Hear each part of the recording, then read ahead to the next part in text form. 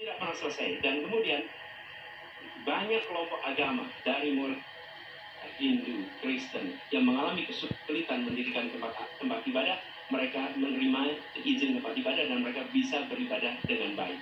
Dan kalau boleh saya laporkan, dalam sejarah Gubernur Jakarta yang paling banyak memberikan izin rumah ibadah adalah Gubernur Anies Baswedan. Termasuk ketika umat Islam mau mendirikan masjid dan tidak bisa mendapat izinnya, saya bicara. Ketika umat Kristen mendirikan gereja tidak bisa mendapatkan izin dari masyarakat, saya bicara. Dan semuanya akhirnya mendapatkan izin untuk bisa beribadah. Terima kasih. Mengikuti pemiskinan. Satu. Yang kedua, yang tidak kalah penting, Undang-Undang KPK harus direvisi sehingga KPK menjadi lembaga yang kuat kembali. Yang ketiga, diberikan imbalan, reward kepada mereka yang membantu melakukan pelaporan, penyelidikan, sehingga ketika melaporkan kita akan punya partisipasi masyarakat dan itu dibolehkan oleh undang-undang. Dengan begitu maka bukan hanya aparat penegak hukum tapi seluruh rakyat ikut memerangi korupsi. Korupsi harus gerakan anti korupsi harus menjadi gerakan semesta yang melibatkan seluruh rakyat. Kemudian yang keempat, yang tidak kalah penting adalah standar etika untuk pimpinan KPK harus standar yang tinggi. Terima kasih. Anda lakukan untuk melakukan pembenahan tata kelola partai politik. Waktu untuk menjawab 2 menit dimulai dari sekarang. Saya rasa lebih dari sekedar partai politik. Rakyat tidak percaya kepada proses demokrasi yang sekarang terjadi. Itu jauh lebih luas dari sekedar partai politik. Ketika kita bicara demokrasi, minimal ada 3. Minimal 3 nih. 1 adalah adanya kebebasan berbicara. Yang kedua, adanya oposisi yang bebas untuk mengkritik pemerintah dan menjadi penyeimbang pemerintah. Yang ketiga, adanya proses pemilu, proses pilpres yang netral, yang transparan, jujur, adil. 3. Dan kalau kita saksikan daerah ini, 2 ini mengalami problem. Kita menyaksikan bagaimana kebebasan berbicara menurun, termasuk mengkritik partai politik. Dan angka demokrasi kita menurun, indeks demokrasi kita. Bahkan pasal-pasal yang memberikan kewenangan untuk digunakan secara karet kepada pengkritik, misalnya Undang-Undang ITE atau pasal 14, 15 Undang-Undang Nomor 1 tahun 1946, itu semua membuat kebebasan berbicara menjadi terganggu. Yang kedua, oposisi. Kita saksikan minim sekali adanya oposisi selama ini. Dan sekarang ujiannya adalah besok. Bisakah pemilu diselenggarakan dengan netralitas, dengan adil, dengan jujur? Ini ujian ketiga. Jadi, persoalan demokrasi kita lebih luas dari segala persoalan kepada partai politik. Nah, bagaimana untuk partai politik sendiri? Partai politik baru mengembalikan kepercayaan. Tapi di sini ada peran negara. Menurut saya salah satu masalah yang mendasar, partai politik ini memerlukan biaya. Dan biaya politik selama ini tidak pernah diperhatikan di dalam proses politik. Untuk kampanye, untuk operasional partai, semua ada biayanya. Sudah saatnya pembiayaan politik itu dihitung dengan benar. Ada transparansi, sehingga rakyat pun melihat ini institusi yang bisa dipertanggungjawabkan. Jadi salah satu reformnya adalah reform pembiayaan politik oleh partai politik. Terima kasih. Menghadapi sebuah proses demokrasi, di situ ada pemerintah dan ada oposisi. Dua-duanya sama terhormat. Dan ketika proses pengambilan keputusan itu dilakukan, bila ada oposisi, maka selalu ada pandangan perspektif berbeda yang membuat masyarakat bisa menilai. Karena itu oposisi itu penting dan sama-sama terhormat. Sayangnya, tidak semua orang tahan untuk berada menjadi oposisi. Okay? Seperti sampaikan Pak Prabowo tidak tahan untuk menjadi oposisi. Apa yang terjadi? Beliau sendiri menyampaikan bahwa tidak berada dalam kekuasaan membuat tidak bisa berbisnis, tidak bisa berusaha. Karena itu harus berada dalam kekuasaan. Kekuasaan lebih dari soal bisnis, kekuasaan lebih dari soal uang, kekuasaan dari soal kehormatan untuk menjalankan kedaulatan rakyat. Waktu Anda. Apakah saya harus merevisi statement saya kalau tidak boleh? Tidak, nanti kami harapkan untuk saling menanggapi, bukan saling menanya, Bapak. Makanya, apakah saya harus merevisi? Karena tadi betulnya pertanyaan. Nanti kita akan berikan kesempatan untuk Tidak perlu ya? Tidak perlu, Pak. Oke. Terima kasih. Ya, kami persilakan kepada calon presiden nomor 1. Waktu Anda 1. Ya, jadi ketika saya bertugas sebagai presiden, maka saya akan tegaskan kepada semua yang berada di lingkar judisial bahwa tugas Anda bukan hanya menegakkan hukum, tugas Anda menghadirkan rasa keadilan. Nomor 1, tegaskan itu. Yang kedua, bila terjadi praktek-praktek di mana keadilan tidak hadir, maka negara tidak boleh diam dan mengatakan, itu kan proses hukum, tidak bisa. Justru negara harus mempertanyakan apa yang sesungguhnya terjadi. Dan itulah yang kemudian harus dikerjakan oleh negara, memastikan bahwa proses hukum benar-benar berorientasi kepada keadilan. Lalu kepada mereka yang bertugas, tadi disampaikan bahwa harus memastikan mereka memiliki remunerasi yang baik. Ya, itu penting. Dan yang tidak kalah penting adalah semua proses dilakukan secara transparan. Promosi transparan, kasus transparan, sehingga ada kepercayaan kepada proses pengadilan. Terima kasih. Persyaratannya bermasalah secara etika. Pertanyaan saya, apa perasaan Bapak ketika mendengar bahwa ada pelanggaran etika di situ? Baik, waktunya habis. Kami berikan kesempatan kepada calon presiden nomor urut 2 untuk menjawab selama 2 menit. Waktunya dimulai dari sekarang. Anies katanya. Jadi Mas Anies ya memang suatu perkembangan politik itu harus ada beberapa segi perspektif ya. Jadi tim saya, para pakar hukum yang mendampingi saya menyampaikan bahwa dari segi hukum tidak ada masalah.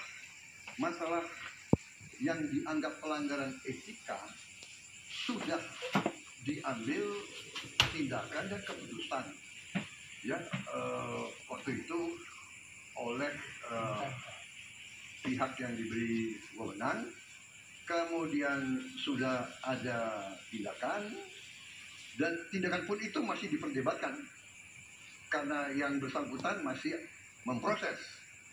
Tetapi intinya adalah bahwa keputusan itu final dan tidak dapat dirubah.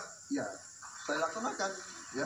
Dan kita ini bukan anak kecil, Mas Anies. Yes, masuk Eko. Anda juga paham ya. Sudahlah ya. Sekarang begini. Intinya rakyat yang putuskan, rakyat yang menilai. Kalau rakyat tidak suka Prabowo dan Gibran, gak usah pilih kami, saudara sekalian. Dan saya tidak takut tidak punya jabatan, Mas Anies. Sorry ya. Sorry ya.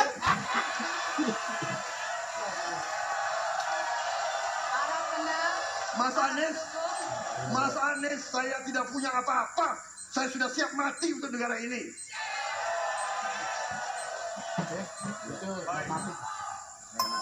Waktu Anda habis, Bapak, dan selanjutnya kami persilakan kepada calon presiden nomor urut 1 untuk menanggapi jawaban dari calon presiden nomor urut 2. Waktu Bapak 1 menit. Dimulai dari sini. Fenomena ordal ini menyebalkan. Di seluruh Indonesia kita menghadapi fenomena ordal. Mau ikut kesebelasan ada ordalnya. Mau masuk jadi guru ordal. Mau daftar sekolah ada ordal. Mau dapat tiket untuk konser ada ordal. Ada ordal di mana-mana yang membuat meritokratik nggak berjalan. Yang membuat etika luntur. Dan ketika fenomena ordal bukan hanya proses yang paling terjadi. Takutnya dilempar sepatu ini. Rakyat kebanyakan, dan ini saya rasakan beberapa waktu lalu, beberapa orang guru berjumpa dengan saya dan mereka mengatakan, Pak, di tempat kami pengangkatan guru-guru itu mendasarkan ordal. Kalau tidak ada, itu hanya 4-7%. Jadi nggak akan mengurangi kemacetan di sini. Yang kedua, soal lingkungan hidup. Kalau yang pindah itu pemerintah, bisnis, keluarga masih tetap di sini, masih tetap ada masalah. Karena itu kami berpandangan, masalah yang di Jakarta harus diselesaikan dengan transportasi umum yang dibangun. Kemudian yang kedua, menambah taman yang dibangun, transportasi umum berbasis elektrik. Dan itu semua dikerjakan untuk membuat Jakarta menjadi kota yang nyaman, aman, kota yang membuat kita bisa hidup dengan sehat. Itu terkait dengan Jakarta. Jadi, jangan kita meniru pemerintah Belanda. Mereka punya kota tua. Ketika kota tua turun permukaan, mereka pindah ke selatan, bikin di sekitar Monas. Ditinggalkan. Masalah tidak diselesaikan. Kita harus menghadapi masalah dengan menyelesaikan. Lalu yang kedua, terkait dengan 3M. Ketika kita memiliki masalah yang masih urgen di depan mata kita, di Kalimantan sendiri, kebutuhan untuk membangun sekolah yang rusak sangat banyak. Membangun kereta api atau jalur tol antar kota di Kalimantan itu urgen. Yang merasakan dari uang itu siapa? Rakyat. Sementara yang kita kerjakan hanya membangun tempat untuk aparat sipil negara bekerja, bukan untuk rakyat dan bukan pusat perekonomian. Cerdas.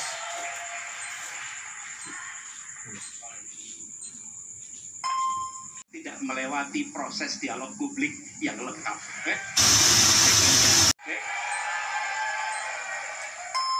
Maka nggak akan ada langkah yang benar. Dan ini kemudian saya teruskan, Pak. Bagaimana pengendalian itu dikerjakan untuk dalam Jakarta. Jika saya terpilih presiden, maka yang luar Jakarta saya kendalikan juga, Pak. Baik. Ya. Dan selanjutnya kami akan beri kesempatan bertanya yang tentunya akan diberikan kepada calon presiden nomor urut 3 untuk bertanya ke calon presiden nomor urut 2. Waktu Bapak yang menarik perhatian dan perlu kita bahas di sini. Peristiwa Kanjuruhan dan peristiwa kilometer 50. Di situ proses hukum sudah dijalankan, tetapi rasa keadilan masih belum muncul. Pada saat ini kita menyaksikan masih banyak pertanyaan, bahkan keluarga-keluarga korban masih mempertanyakan.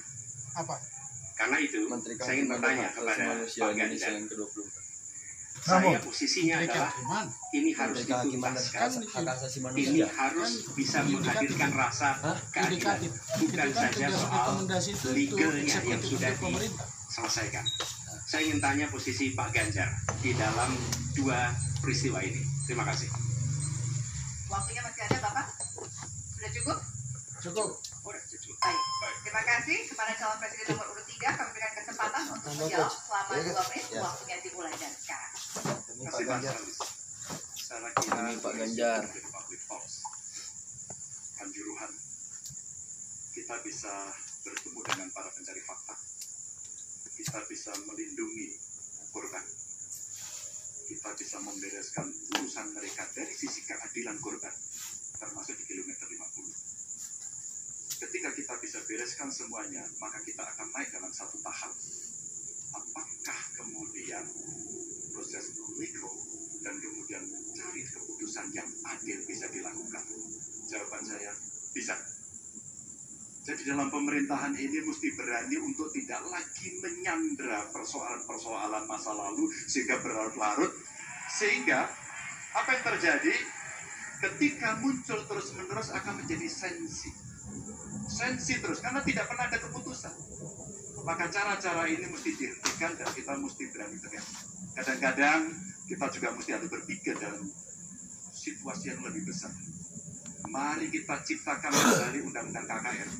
Mari kita hadirkan kembali Undang-Undang KKR agar seluruh persoalan-persoalan pelanggaran HAM itu bisa kita bereskan dengan cara itu. Sehingga bangsa ini akan maju dan tidak lagi kemudian berpikir mundur karena persoalan-persoalan seperti itu yang tidak pernah dituntaskan. Kita harus tuntaskan itu. Masih tersisa memastikan bahwa proses hukum menghasilkan keadilan. Yang kedua, ungkap seluruh fakta sehingga kebenaran menjadi pengetahuan semua, termasuk closure bagi keluarga. Yang ketiga, korban harus ada kompensasi, clear. Dan yang keempat, negara harus memberikan jaminan bahwa peristiwa-peristiwa seperti ini tidak boleh berulang kembali. 4 harus dikerjakan. Nah, saya kemudian melihat untuk itu bisa dikerjakan, maka kita tidak bisa abu-abu seperti yang tadi disampaikan. Saya melihat kalau begitu 4 ini harus dilakukan, berarti yang pertama mungkin kita harus melakukan investigasi ulang, melakukan review. Kita harus menyelamatkan institusi, memastikan bahwa institusi itu selamat. Saya ingin tahu apakah Pak Ganjar sependapat dengan pandangan saya. Terima kasih Pak Ganjar.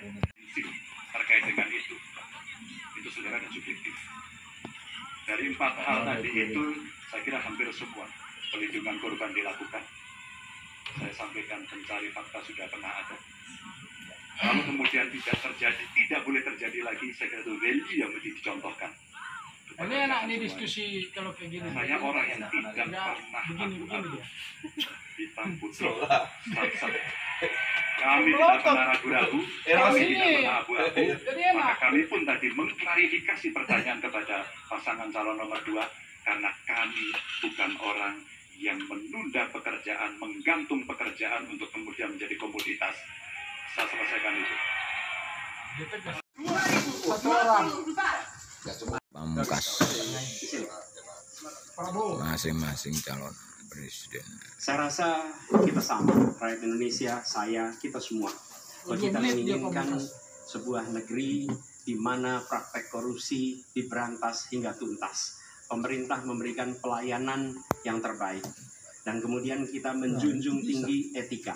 Kita sama di situ. Karenanya saya ingin sampaikan kepada semua bahwa saat ini kita di persimpangan jalan. Antara tetap menjadi negara hukum di mana kekuasaan dikendalikan oleh hukum, atau kita menjadi negara kekuasaan di mana hukum diatur dan dikendalikan oleh penguasa. Oke? Dalam situasi itu saya ingin sampaikan ini adalah sebuah gerakan perubahan. Kita sama-sama. Kita ingin mengembalikan tetap menjadi negara hukum di mana kekuasaan dikendalikan. Dan saya ingin sampaikan bahwa etika dijunjung tinggi. Ketika terjadi pelanggaran etika, jangan bersembunyi di balik keputusan hukum. Justru kita harus mengatakan bahwa tugas dari pimpinan tertinggi memberi contoh. Bila ada pelanggaran etika, maka itu adalah mendasar. Bila tidak, maka ke bawah, ke seluruh rakyat, semua akan kompromi. Dan praktek orang dalam yang tadi saya sampaikan akan merusak sendi-sendi kehidupan bernegara kita. Rusak kita. Karena itulah penting sekali kita menjunjung tinggi etika. Dan itu dilakukan oleh siapa? Dari mulai calon presiden sudah diuji. Apa dia kompromi atau tidak pada etika. Okay? Lalu bagi anak-anak muda. Anak-anak muda, kita semua menyadari pemilu ini tentang masa depan. Anda pemilih masa depan. Saya yakin Anda akan memilih yang serius untuk jadi presiden. Bukan yang main-main untuk jadi presiden. Dan ketika kita berbicara tentang masa depan, maka saya ingin sampaikan kepada semua, kebebasan berpendapat akan dijamin. Kita tidak mengizinkan lagi situasi di mana orang takut. Maka itu saya sampaikan, Wakanda no more, Indonesia forever. Baik, Ayo Gemoy. selanjutnya kami persilakan calon presiden nomor urut 2, Bapak Prabowo Subianto untuk menyampaikan pernyataan penutup. Waktu Anda 2 menit dimulai dari sekarang. Terima kasih, saudara-saudara sekalian. Kita harus selalu ingat bahwa kemerdekaan ini didapatkan melalui proses yang sangat panjang, perjuangan yang sangat panjang, berganti-ganti negara-negara lain datang menindas kita, merampas kita, dan ini adalah hukum sejarah manusia.